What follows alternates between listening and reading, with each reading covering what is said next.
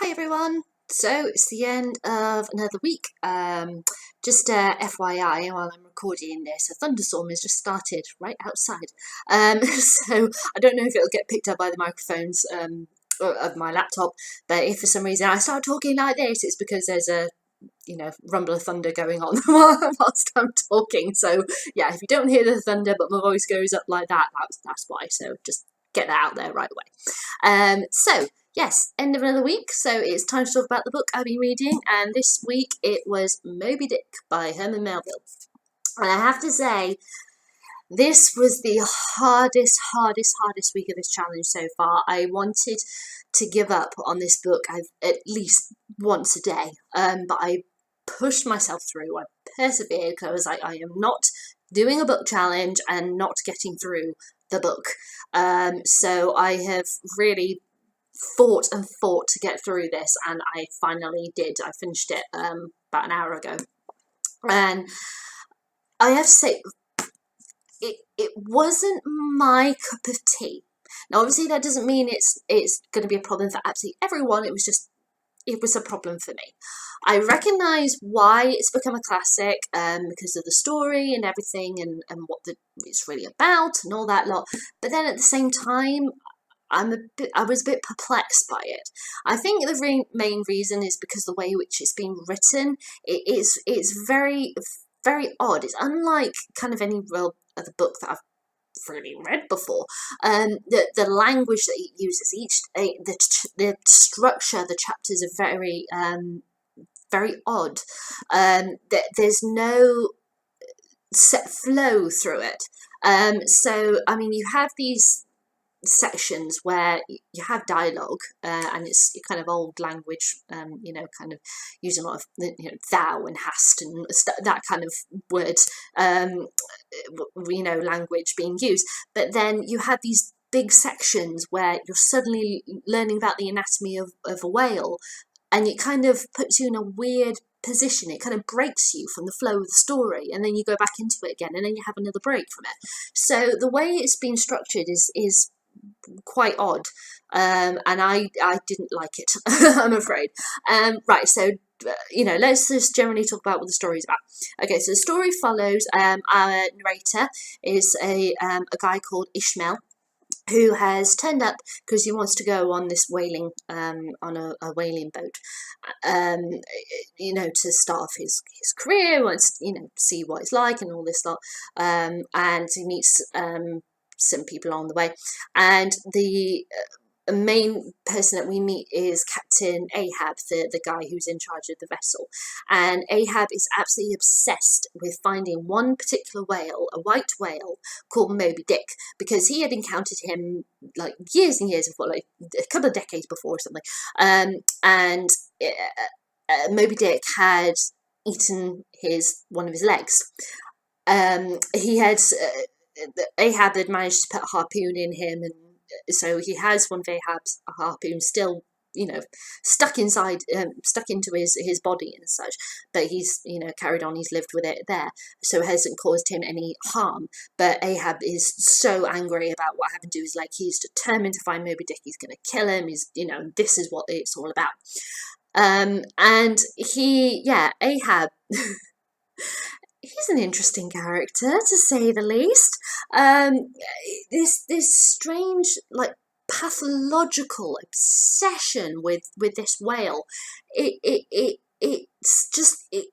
mental. It's just insane. The depths that he will go to get this whale back. It's very interesting. There are other characters who we meet on the ship, who are. There's Elijah, a guy who is already, when we meet him, it's very clear that he's not stable. He's not, in a good place. There are a few other characters that we meet as well, but there's one particular character that Ishmael becomes friends with. He's the first character who he meets, who's on the crew, basically, and he's called Queercat. Now I hope I'm pronouncing his name right. Just say that's how they pronounced it when I saw a seminar about Moby Dick in October, which is what led me to buy the book, but I didn't get around to it until now in this book challenge. So yeah, I hope I'm pronouncing his name right. If I'm not, please correct me. So Queer Keg is a guy. He's a harpoonist. He's covered in tattoos. He's this really extraordinary character who is kind of, you could say, is kind of a polar opposite to Ishmael. And when they first meet, the two of them don't really get along, but they do quickly find a connection, and are really close to each other through the course of this book.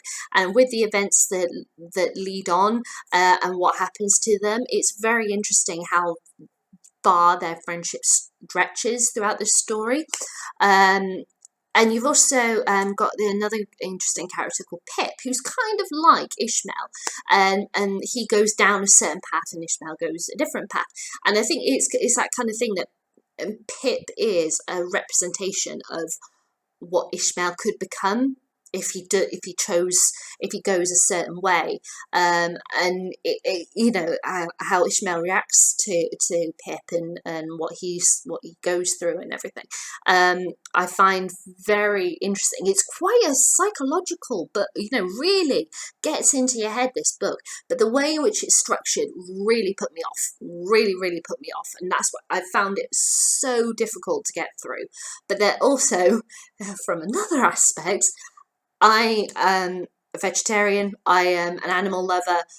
So, how I feel about animals and treatment of animals, I can't stand the thought of animals being hurt.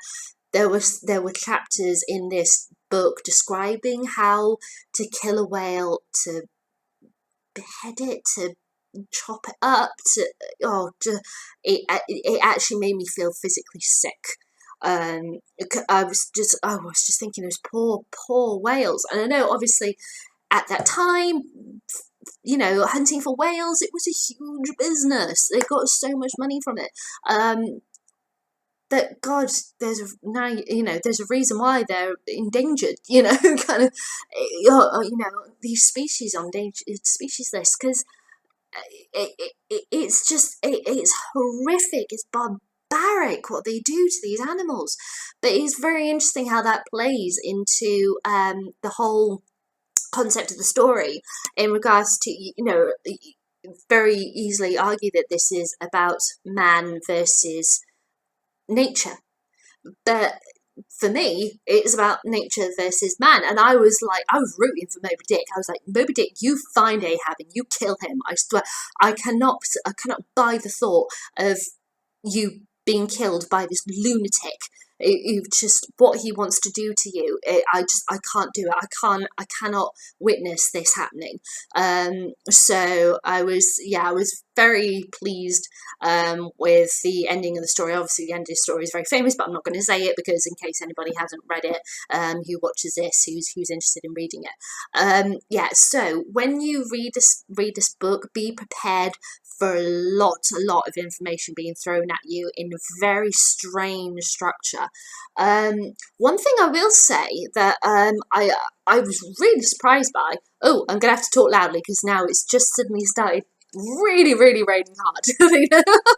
The storm's just really hit now, and if you can't hear it, and obviously my voice is going very loud, it's because of that. So but yeah, the one thing I hadn't anticipated was how homoerotic this book was. Now, something that never even crossed my mind that would happen, and it actually got brought up at this seminar that I went to see, that about Moby Dick in October, which led me to buy the book, as I said. But I was a bit like, really? Can a book about, a bunch of guys hunting for a whale be really that homoerotic? Yes, it can.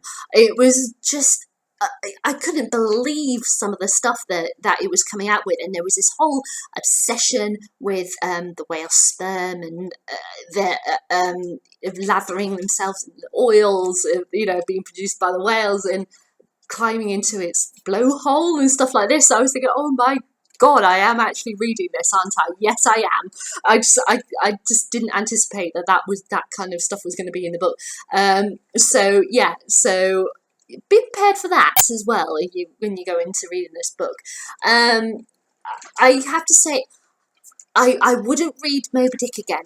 I really tried hard with this book, and as I said, I wanted to give up several times. I only stuck with it because of this challenge, because I was determined I was going to finish this book, this nightmare book. So I personally wouldn't reread it, because yeah, it was so hard, and the cruelty aspect to animals just really turned me off. I couldn't. I can't read those chapters again. It absolutely kill me to do that. But of course, you know, there are people who thoroughly enjoy it. I understand why it's become a classic. I also understand that the actual author, by the time the year that he died, it was out of print because it had bombed entirely.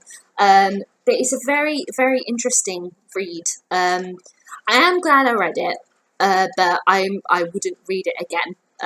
And yeah, I'm sorry, Herman Melville, but it's not my cup of tea. Okay, I'm going to stop there because yeah, the rain's absolutely pounding now, and it's gotten very dark in here, and I'm fact concerned they probably won't be able to see me on this video. But yeah, so even though Moby Dick, yeah, it was all right, but a bit too much for me. And yeah, I just have to see how I go with the next book. So, but yeah, as usual, I'll be back with a separate video announcing what book I'm going to be reading next in the challenge, and I will see you later. Bye!